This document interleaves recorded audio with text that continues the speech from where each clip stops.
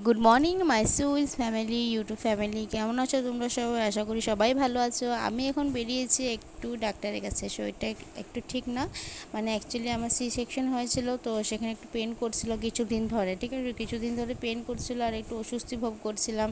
আর শিলায় একটু ফুলে গিয়েছিল, তো সেই জন্য কী করলাম, আমি চলে গেলাম স্বাস্থ্যকে। তো আমি আমার হাজব্যান্ডকে আর বলিনি, সবসময় ওরও অসুবিধা হয়ে যেত। আমি কী করছি, আমি তো পুরো ফিট আছি, তো ওই জন্য আমি একাই বাড়ি থেকে চলে গেলাম মনাকে বাড়িতে রেখে।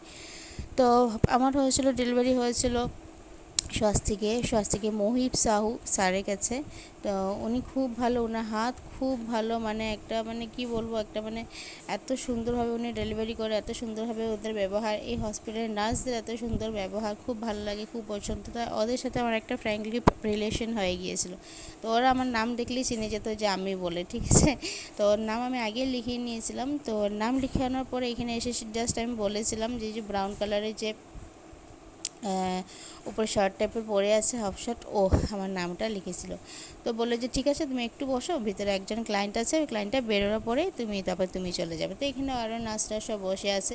তো আমি কি করলাম, একটু অল্প ঘোরাঘুরি করলাম, যে দেখি আরও কতজন পেশেন্ট আছে, এভাবে দেখে টেকে তারপরে আমি কি করলাম, আমিও গিয়ে একটা সিটের মধ্যে গিয়ে বসে গেলাম। না তো এতক্ষণ দাঁড়িয়ে দাঁড়িয়ে কী করবোই বা। তো এই যে যিনি চেক শার্ট পরেছে, ইনি হলো ওনার, ঠিক আছে, পুরো স্বাস্তিকের ওনার। আগে ওনার ফাদার ছিল, তো ওনার ফাদারের ডেথ হওয়ার পরে এখন উনি। তো যাই হোক, আমি ডাক্তারের সাথে দেখা করে আমি ওনার সাথে আর সেটা ক্লিপটা শেয়ার করলাম না। যদি বাই চান্স উনি পায়, তো উনি পছন্দ নাও করতে পারে এভাবে শেয়ার করা, তো ওই জন্য করলাম না। তো এখন আমি বাইরে বেরিয়ে সেটা টমটমের জন্য অপেক্ষা করছিলাম। তো হেঁটে হেঁটে যাচ্ছিলাম, তো ওখানে দাঁড়ানোই ছিল একটা টমটম। তো ওই দাঁড়ানো টমটমকে আমি গিয়ে জিজ্ঞেস করবো বলে ভাবলাম, যে না, গিয়ে জিজ্ঞেস করি উনি যাবে কিনা না।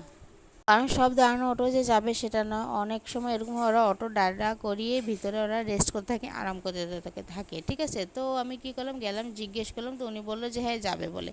তো আমি চট করে বসে গেলাম। আর হ্যাঁ, আরেকটা কথা, আজকে এই ভিডিওতে হয়তো সাউন্ডটা একটু কম পেতে পারো, কারণ আমি মাইক্রোফোন ইউজ করিনি। তো আমি এইভাবে অটোতে গিয়ে আমার বাড়ি গৌলিতে পৌঁছে গেছি। দেখো, এভাবে আমি হেঁটে হেঁটে যাচ্ছি, অনেকটা গরম রোদ দিয়েছিল, আর আসার পথে আমি ছাতাটাও খুঁজে পাচ্ছিলাম না। তো আজকের ব্লগটা এখানেই এন্ড করছি। আমি ব্লগটা বেশি বড় বানাবো না, এটা মিনি ব্লগ তোমাদের সাথে শেয়ার করেছি। নেক্সট ব্লগের জন্য নিশ্চয়ই অপেক্ষা করো। আজকের জন্য এতটুকুই, বাই বাই।